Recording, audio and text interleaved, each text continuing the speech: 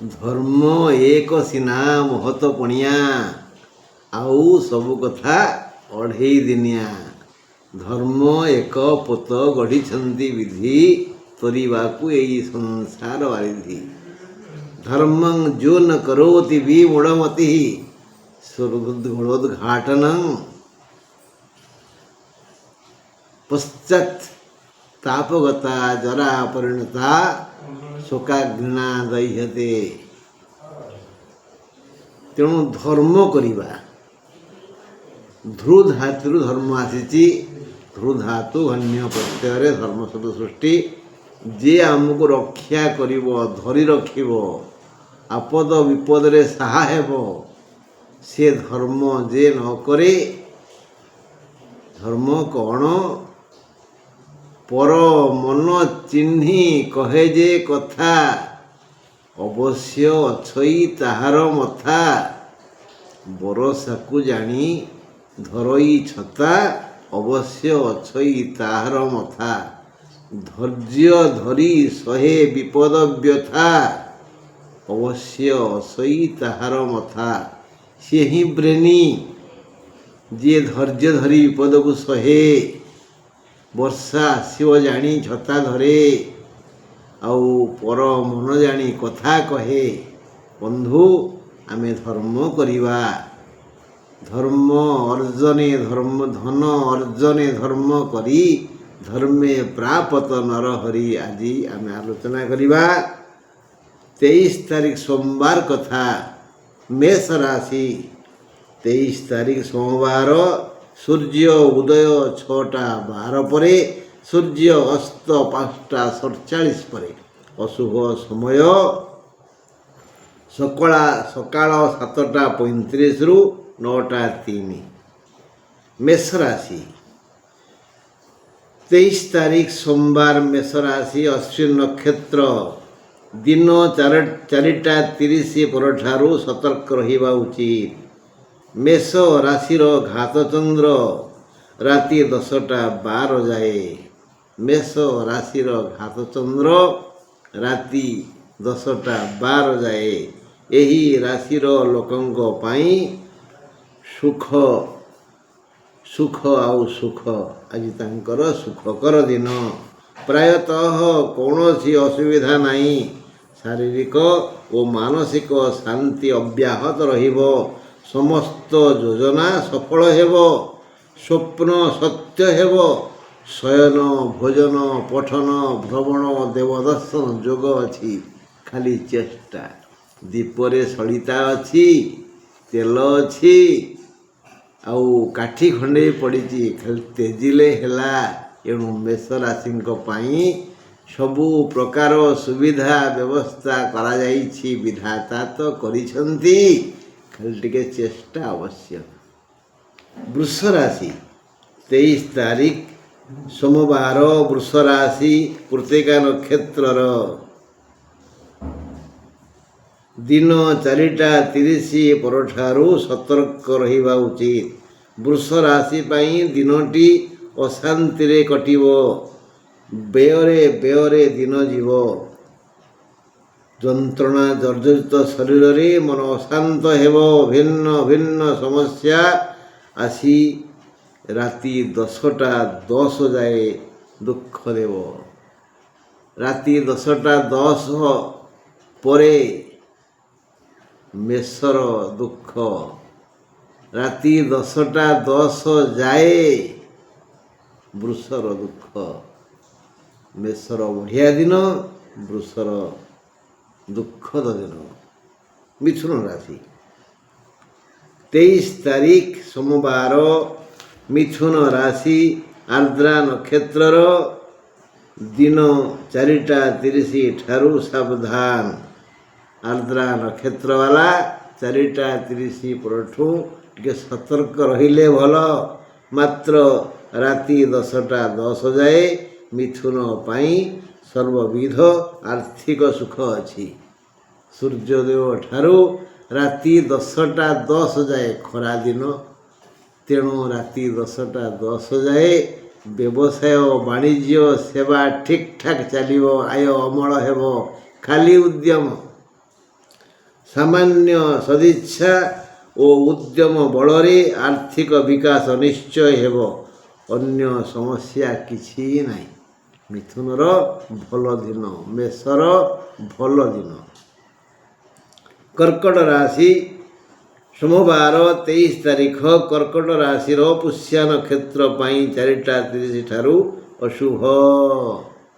ପୁଷ୍ୟା ନକ୍ଷତ୍ରଧାରୀ ବ୍ୟକ୍ତି ସମୁଦାୟ ସୋମବାର 4:30 ପରଠୁ ସତର୍କ ରହିଲେ ନିଜ ପାଇଁ ଭଲ।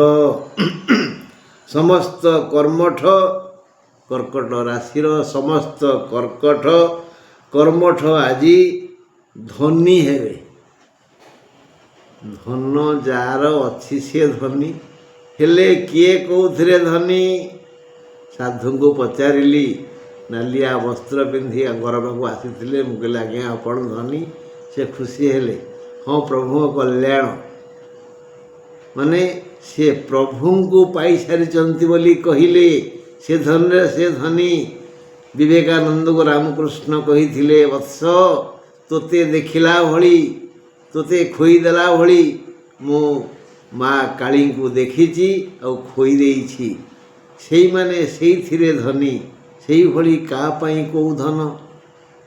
କର୍କଟ ରାଶିର ଲୋକେ ଆଜି ଧନୀ ହେବେ। ସମସ୍ତ ଧନର ଦ୍ୱାର ଆଜି ଖୋଲିଯିବ। ସମସ୍ତ ଅଳସ ଆଜି ଦୁଃଖ ପାଇବେ। କର୍କଟ ରାଶିର ସମସ୍ତ ଅଳସ ଜନ ଆଜି ଦୁଃଖ ପାଇବେ। କର୍ମକ୍ଷେତ୍ର 2 ହାତ ଟେକି ଡାକୁଛି, ଆସ ଆସ ଆସ, ବୀର ପରି ଲାଗିଯାଅ। ତୁମେ ମୋତେ ଶ୍ରମ ଦିଅ, ଆଉ ମୁଁ ତୁମକୁ ସବୁ ପ୍ରକାର ସୁଖ ଦେବି। ତୁମର ସମସ୍ତ ଇଚ୍ଛା ପୂରଣ କରିବି। ମାତ୍ର ରାତି 10:10 ପରଠାରୁ ମୁଁ ଆଉ ସହଯୋଗ କରିପାରିବି ନାହିଁ। ହେ ମୋର ଭାଇ ବନ୍ଧୁ କୁଟୁମ୍ବ, ରାତି 10 ଯାଏ ଟିକେ ଖଟ। ମନ ପ୍ରାଣରେ ଶ୍ରଦ୍ଧା ଆସୁ। ଦିଗ୍ବିଜୟୀ ହେବ, ଧନୀ ହେବ, ଅଚଳାଚଳ ସମ୍ପତ୍ତି ହେଇଯିବ। କର୍ମ କରନା। ସିଂହ ରାଶି 23 ତାରିଖ ସୋମବାର। ସିଂହ ରାଶି ମଘା ନକ୍ଷତ୍ରର ଦିନ 4:30 ଠାରୁ ସତର୍କ ରହିବା ଉଚିତ। ମାତ୍ର ଦିନ ସାରା ଅସନ୍ତୋଷ ହେବେ। ଶାନ୍ତି ମିଳିବନି, ଅପମାନ ମିଳିପାରେ। ମୌନ ରହି ସବୁ ଶୁଣି ନୀରବତାର ସହିତ ସ୍ୱକର୍ମ କରିଚାଲନ୍ତୁ, ମଙ୍ଗଳ ହେବ।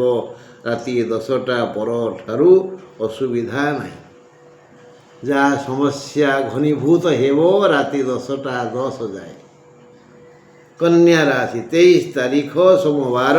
କନ୍ୟା ରାଶି ଉତ୍ତର ଫାଲ୍ଗୁନ ନକ୍ଷତ୍ରର ଦିନ 4:30 ଠାରୁ ଅସୁବିଧା ହେବ। ଦିନ ସାରା ପୁରୁଣା ରୋଗ ଦୁଃଖ ଦେବ। ଅସୁସ୍ଥତା ହେତୁ କର୍ମ କର୍ତ୍ତବ୍ୟ ପ୍ରତି ସ୍ପୃହା ଆସିବନି। ପର ପାଇଁ ଜାଗ୍ରତ ରହି କାମ କରିବେ, ନିନ୍ଦା ଶୁଣିବେ। ଦେବ ଦର୍ଶନ ଯୋଗ ଆସିବ ସନ୍ଧ୍ୟା ପରେ। ରାତି 10ଟା ପରେ ସୁବିଧା ସୁଯୋଗ ଆସିବ। ଯଥା ସମୟରେ ଆଜି ଖାଦ୍ୟ ମିଳିବନି, ବିଳମ୍ବରେ ମିଳିବ। ଭଲ ଖାଦ୍ୟ ମିଳିବ। ସନ୍ଧ୍ୟା ପରେ ଦେବ ଦର୍ଶନ ଯୋଗ ଅଛି। ତୁଳା କଥା ସୋମବାର 23 ତାରିଖ ତୁଳା ରାଶି ସ୍ୱାତି ନକ୍ଷତ୍ରର 4:30 ଠାରୁ ସତର୍କ ନ ରହିଲେ ଅସୁବିଧା ହେବ। ରାତି 10:10 ଯାଏ ବିବିଧ ଉପାୟରେ ଆୟ ଅମଳ ଭଲ ହେବ। ସମସ୍ତ ଯୋଜନା ସଫଳ ରୂପ ନେବ। ଦେହ ସୁସ୍ଥ ରହିବ। ତୁଳା କଥା ବିଛା ସୋମବାର 23 ତାରିଖ ବିଛା ରାଶି ଅନୁରାଧା ନକ୍ଷତ୍ରର 4:30 ପରେ ସତର୍କ ରହିବା ଉଚିତ। ରାତି 10:10 ଯାଏ ଶୁଭ ସମୟ ଅଛି। ଆଜି ଲାଭ ଯୋଗ ଅଛି। ଆର୍ଥିକ ଲାଭ ସହ ଇଚ୍ଛାନୁସାରେ ଅନୁକୂଳ ପବନ ବହିବ। ଶ୍ରମ ଓ ଚେଷ୍ଟା ଠିକ୍ ଠାକ୍ କଲେ ମନସ୍କାମନା ପୂର୍ଣ୍ଣ ହେବ। ରାତି 10:10 ପରେ ଘାତଚନ୍ଦ୍ର ବିଛା ରାଶି ଅନୁରାଧା ନକ୍ଷତ୍ର ରାତି 10ଟା ପରେ କୁଆଡ଼େ ଯାଆନ୍ତୁନି, ଚୁପଚାପ ଘରେ ରହନ୍ତୁ। ଘାତ ଚନ୍ଦ୍ର ଆରମ୍ଭ ହେବ ରାତି 10ଟା 10 ପରେ। ଧନୁରାଶି 23 ତାରିଖ ସୋମବାର।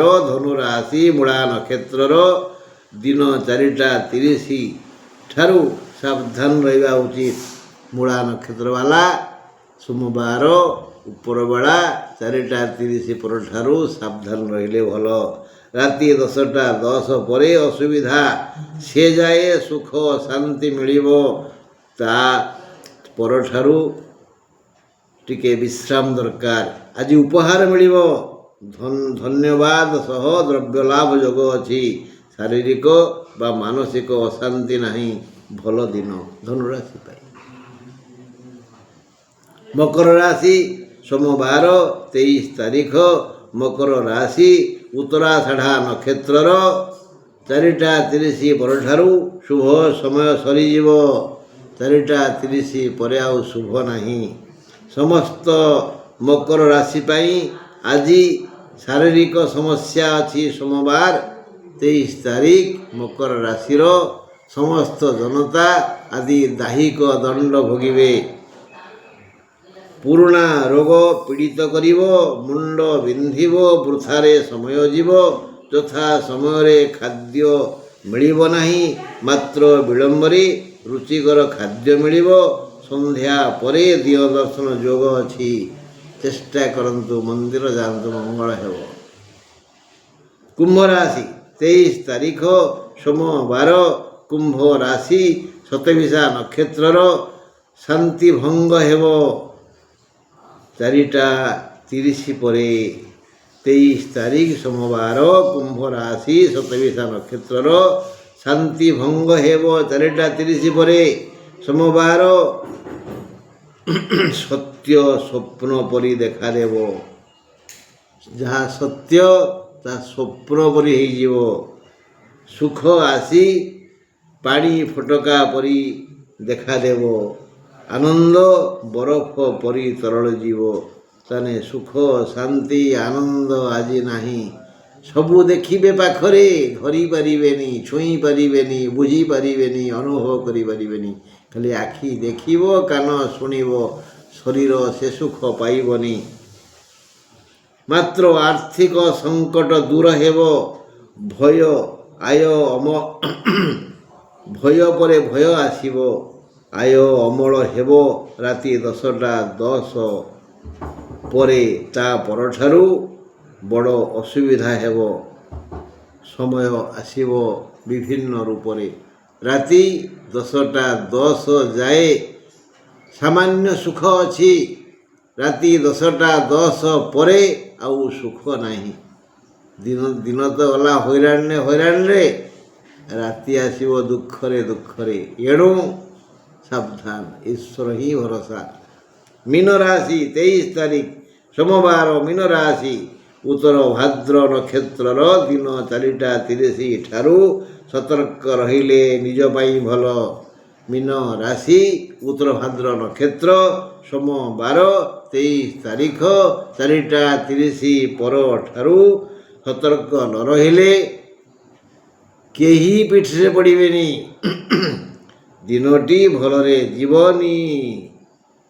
ଦିନଟା ବି ଭଲରେ ଯିବନି। କ୍ଳାନ୍ତ ବୋଧ ହେବ। ମନ ଦୁଃଖିତ ହେବ। ବ୍ୟୟ ବଢ଼ିଯିବ। ଦେହ ଅସୁସ୍ଥ ହେବ। ସମସ୍ତ ଭାଇ ବନ୍ଧୁ କୁଟୁମ୍ବ ତୁମ ଠାରୁ କିଛି ଚାହିଁବେ। ମାତ୍ର କେହି ଜଣେ ବି ସମଦୁଃଖୀ ହେବେନି, ପିଠି ଆଉଁସି ଦେବେନି କି ଗେଲ କରିବେନି। ସମସ୍ତେ କହିବେ ତୁ ଦେ, ଶ୍ରମ ଦେ, ଧନ ଦେ, ସ୍ନେହ ଦେ। କିନ୍ତୁ କେହି ଜଣେ ଗେଲ କରିବେନି। ଖାଲି ମୁଖ ପ୍ରଶଂସା କରିବେ, ଯେଉଁଥିରେ ଶାଗ ସିଝିବନି। ଏଣୁ ସାବଧାନ ବନ୍ଧୁ, ଧର୍ମ କରିବା। କାରଣ ଆମେ ଆସିଥିଲା ବେଳେ ଧର୍ମ ଆମକୁ ଆଣିଥିଲେ ଏ ପୃଥିବୀକୁ। ସେ ହିଁ ଆମ ସାଙ୍ଗରେ ଥିଲେ ବୋଲି ଆମେ ଆଜି ଯାଏ ବଞ୍ଚିଛେ। ତେଣୁ ଆମେ ତାଙ୍କର ଶକ୍ତି ବଢ଼େଇବା, ଧର୍ମ ପରେ ଧର୍ମ କାର୍ଯ୍ୟ କରିବା। ଏବଂ ସେ ଆମକୁ ସ୍ୱର୍ଗ ଦ୍ୱାରରେ ପହଞ୍ଚାଇ ଦେବେ। ଆଜି ପାଇଁ ଏତିକି। ଈଶ୍ୱର ଚାହିଁଲେ ଆସନ୍ତା କାଲି ପୁଣି ଆମେ ଦିହେଁ ଦୁଃଖ ସୁଖ ହେବା। ଦିହେଁ କାହିଁ କହିଲେ ନା ମୁଁ ବକ୍ତା, ଆପଣ ଶ୍ରୋତା। ନମସ୍କାର।